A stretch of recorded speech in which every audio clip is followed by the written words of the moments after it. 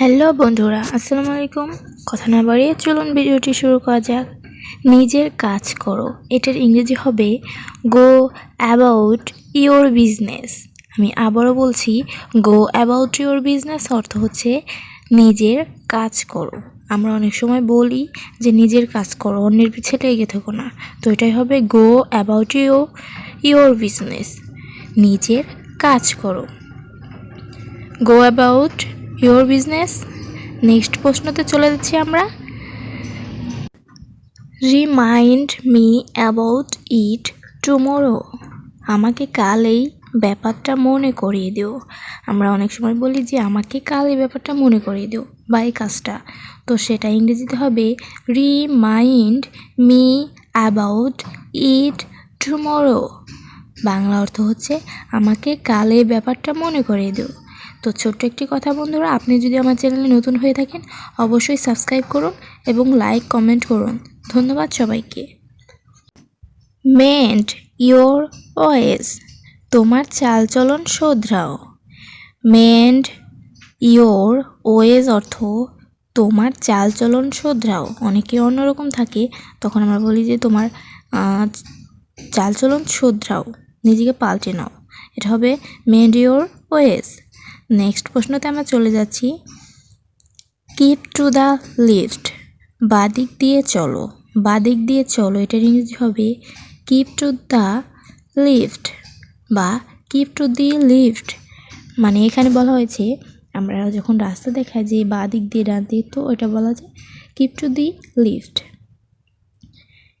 Keep pace with me, আমার সাথে সাথে চলো।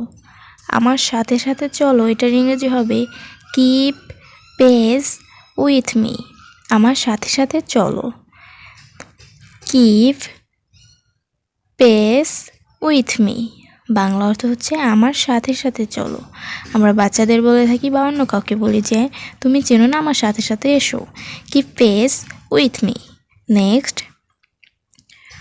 Put the child to bed, শিশুটিকে ঘুম পাড়িয়ে দাও। Put the child to bed অর্থ হচ্ছে শিশুটিকে ঘুম পাড়িয়ে দাও। আমরা অনেক সময় এরকম কথাটি শুনে থাকি, আশেপাশে কেউ বলে যে শিশুটিকে ঘুম পাড়িয়ে দাও, কাউকে বলতে পারে। তো put the child to bed, শিশুটিকে ঘুম পাড়িয়ে দাও। তো নেক্সট প্রশ্নতে আমরা চলে যাচ্ছি।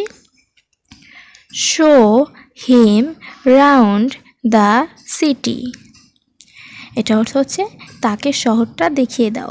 তাকে শহরটা দেখিয়ে দাও, এটার ইংরেজি হবে show him round the city, তাকে শহরটা দেখিয়ে দাও। অনেক সময় কেউ গ্রাম থেকে এসে বা চিনতে পারে না, তখন আমরা বলি তাকে শহরটা দেখিয়ে দাও, show him round the city. Next, check the accounts, হিসাব মিলিয়ে নাও। হিসাব মিলিয়ে নাও, এটার ইংরেজি হবে চেক দ্য অ্যাকাউন্ট, হিসাব মিলিয়ে নাও।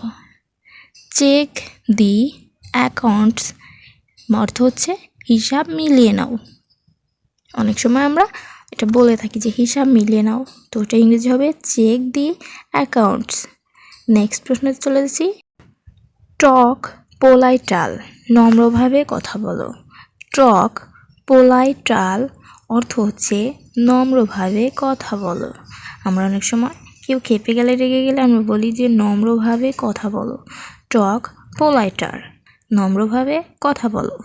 Next, speak the truth and tell no lies অর্থ সত্য বলবে, মিথ্যা ভাষণ করবে না। আমরা অনেক সময় বলি যে সত্য বলবে, মিথ্যা ভাষণ করবে না, তো সেটা ইংরেজিতে speak the truth and tell no lies. Bangla অর্থ হচ্ছে সত্য বলবে, মিথ্যা ভাষণ করবে না। নেক্সট প্রশ্নতে চলে যাচ্ছি আমরা। Work wholeheartedly, work wholeheartedly অর্থ হচ্ছে মন দিয়ে কাজ করো। আমরা অনেক সময় বলি যে মন দিয়ে কাজ করো। ওয়ার্ক হোল হার্টেডলি, এটা অর্থ হচ্ছে মন দিয়ে কাজ করো। আর ইংরেজিতে বলতে গেলে ওয়ার্ক হোল হার্টেডলি, অর্থ মন দিয়ে বা মনোযোগ দিয়ে কাজ করো। Thanks for watching. পুরো ভিডিও এতক্ষণ দেখার জন্য সবাইকে ধন্যবাদ। অবশ্যই সাবস্ক্রাইব করবেন আর কমেন্ট করবেন, লাইক করবেন। ধন্যবাদ।